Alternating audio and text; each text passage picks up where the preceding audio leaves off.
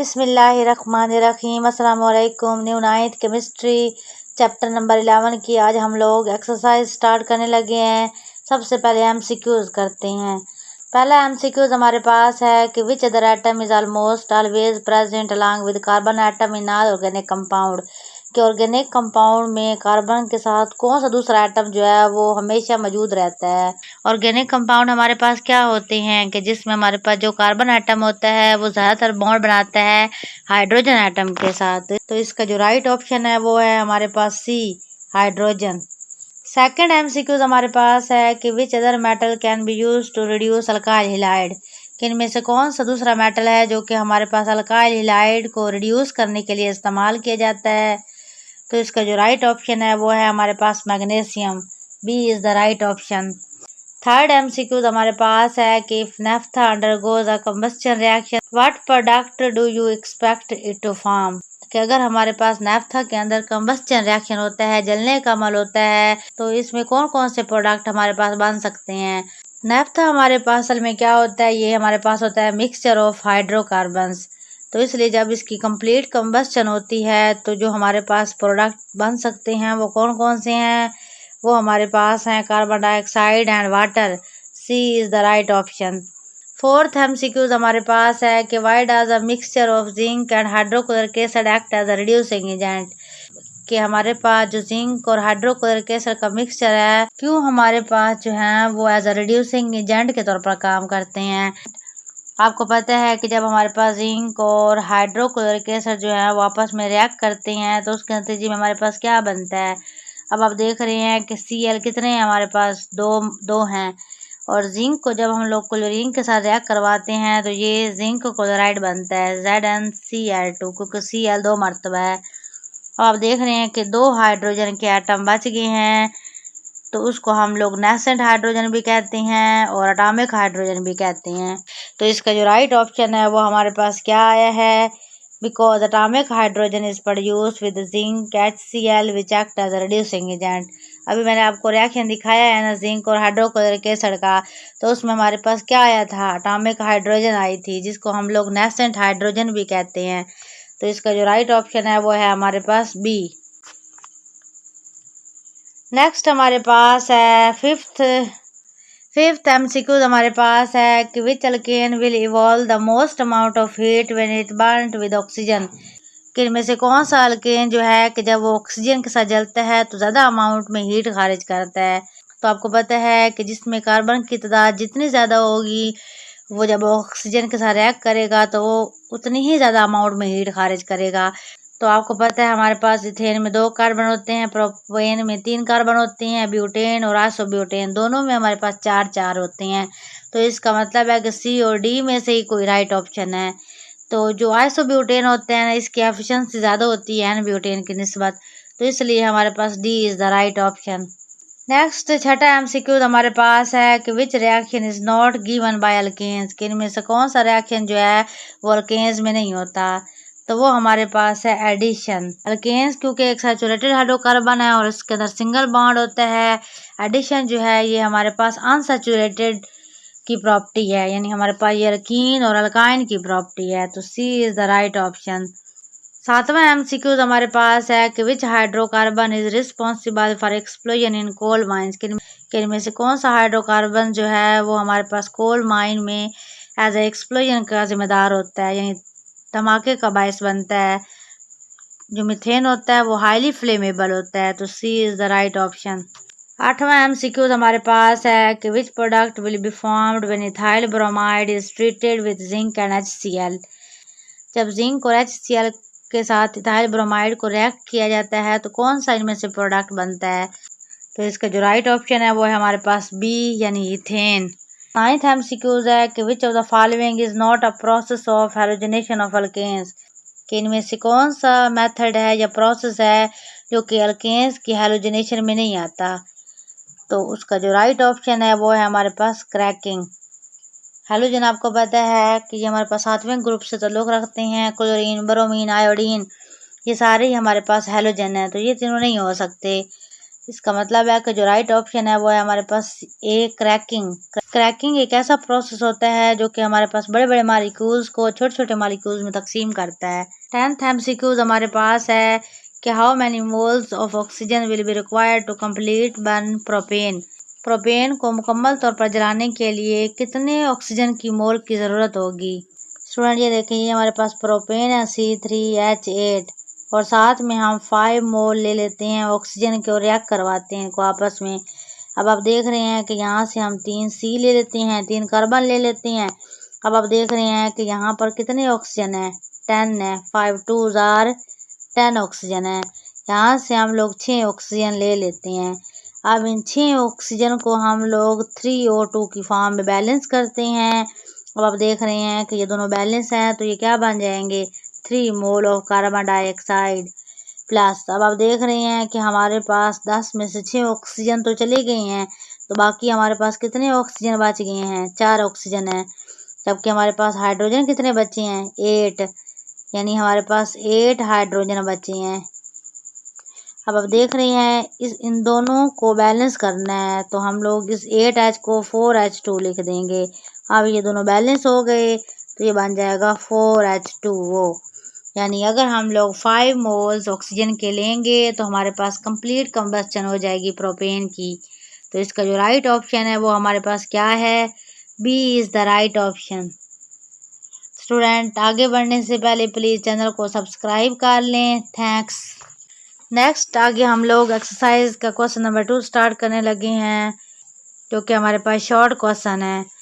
पहला क्वेश्चन हमारे पास है कि difference between an organic and inorganic compound, कि ऑर्गेनिक और इनऑर्गेनिक कंपाउंड में क्या फ़र्क है। स्टूडेंट, ऑर्गेनिक कंपाउंड ऐसे केमिकल कंपाउंड होते हैं जिनमें हमारे पास कार्बन और हाइड्रोजन मौजूद होते हैं, जबकि हमारे पास जो इनऑर्गेनिक कंपाउंड होते हैं वो ऐसे केमिकल कंपाउंड होते हैं जिसमें हमारे पास कार्बन और हाइड्रोजन मौजूद नहीं होते। सेकंड शॉर्ट क्वेश्चन हमारे पास है कि why are organic compound found in large number, कि हमारे पास ऑर्गेनिक कंपाउंड जो हैं वो बहुत ज़्यादा तादाद में क्यों पाए जाते हैं, बिलियंस की तादाद में ये पाए जाते हैं। तो उनकी जो वजूहात हैं वो कौन कौन सी है, कैटिनेशन, यानी लंबी लंबी चेन्स बनाते हैं, मल्टीपल बॉन्डिंग, यानी इनके दरमियान बहुत ज़्यादा बॉन्डिंग होती है, सिंगल बी, डबल बी और ट्रिपल बी। आइसोमरिज्म, आइसोमरिज्म क्या होती है, जिसमें हमारे पास मालिकुलर फार्मूला तो उनका सेम होता है लेकिन उनका जो स्ट्रक्चरल फार्मूला होता है वो डिफरेंट होता है। चौथा हमारे पास है स्ट्रेंथ ऑफ कोवलेंट बॉन्ड, कि कोवलेंट बॉन्ड की स्ट्रेंथ क्या है। थर्ड शॉर्ट क्वेश्चन हमारे पास है कि name the product which are obtained when natural gas is oxidised under control condition, कि जब हम लोग नेचुरल गैस की ऑक्सीडाइज करते हैं, यानी जब मीथेन को, नेचुरल गैस मीथेन को कहते हैं, कि जब हम लोग मीथेन को रिएक्ट करवाते हैं ऑक्सीजन के साथ या ऐड करवाते हैं ऑक्सीजन में, तो हमारे पास कौन कौन से प्रोडक्ट बनते हैं। तो ये हमारे पास है नेचुरल गैस यानी मीथेन, और ये हमने इसकी ऑक्सीडाइजेशन करवानी है यानी ऑक्सीजन को ऐड करवाना है। अब आप देख रहे हैं कि यहाँ कार्बन कितनी मरतबा है, 1 मरतबा। यहाँ पर ऑक्सीजन कितनी मरतबा है, 4 मरतबा है, 4 O है। तो यहाँ से हम लोग 2 ऑक्सीजन ले लेते हैं। तो यहाँ से अब आप देख रहे हैं कि इन दोनों को जब आप रिएक्ट करेंगे तो ये हमारे पास क्या बना देंगे, CO2, कार्बन डाइऑक्साइड। जबकि आप देख रहे हैं कि हमारे पास कितने ऑक्सीजन बच चुके हैं, 2 ऑक्सीजन बच गए हैं, जबकि हमारे पास 4 हाइड्रोजन है। 4H मतलब इसको हम लोग 2H2 की फॉर्म में लिख सकते हैं ताकि ये इसके साथ बैलेंस हो जाए। तो ये जब दोनों मिलेंगे तो ये क्या बना देंगे, वाटर।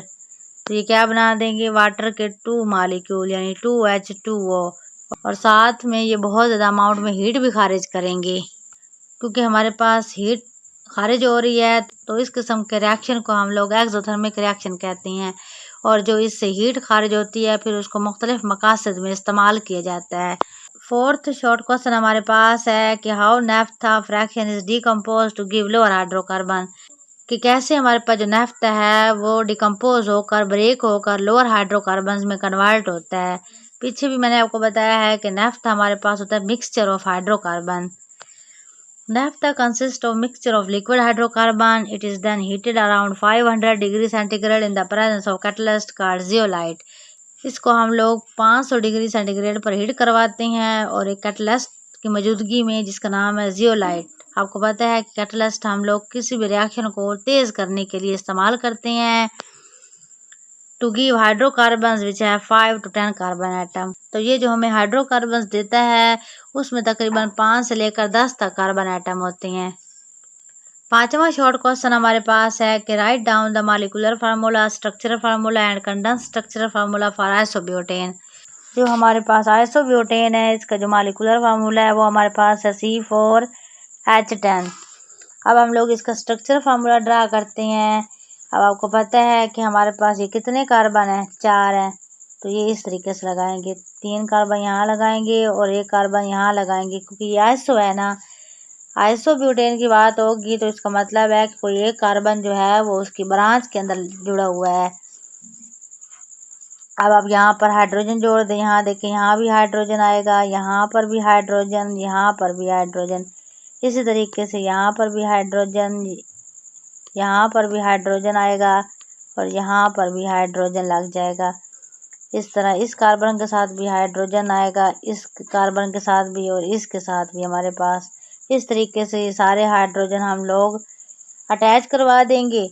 अब आप इसका कंडेंस फार्मूला बनाएं। अब आप देख रहे हैं, सबसे पहले इस कार्बन की बात करते हैं। इस कार्बन के साथ कितने हाइड्रोजन है, 1 2 और ये 3, तो ये क्या बन जाएगा, CH3।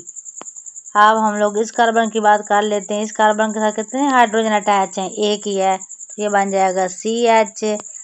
अब इस कार्बन की बात करते हैं तो इसके साथ 3 हाइड्रोजन है, तो ये बन जाएगा CH3।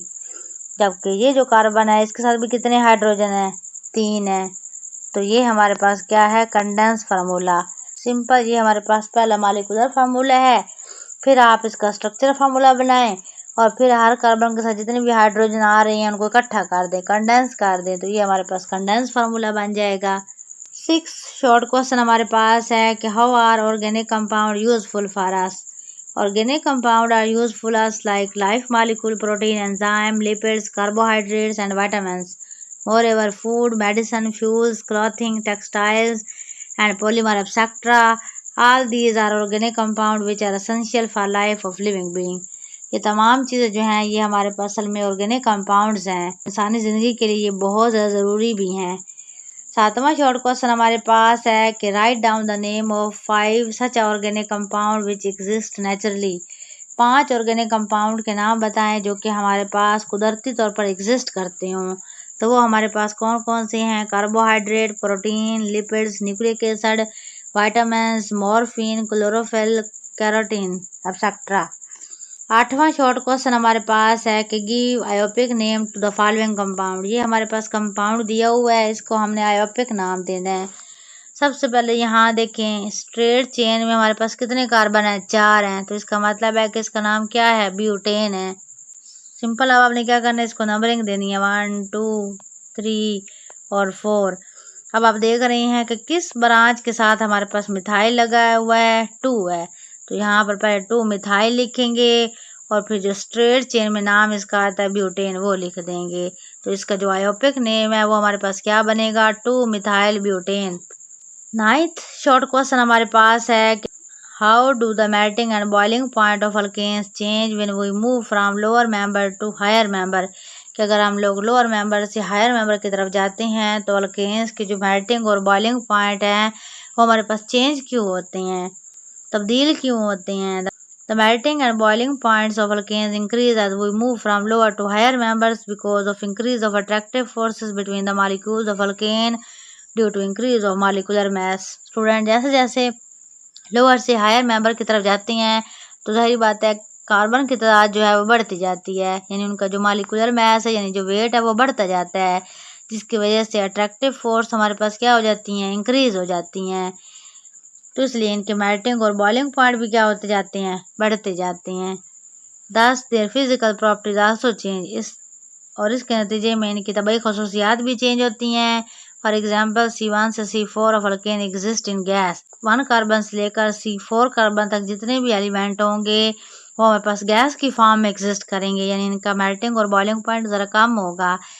जबकि C5 से C10 तक जो होंगे वो लिक्विड की फॉर्म में होंगे और इनका मेल्टिंग और बॉइलिंग पॉइंट जो है वो हमारे पास C1 से C4 की निस्बत ज़्यादा होगा।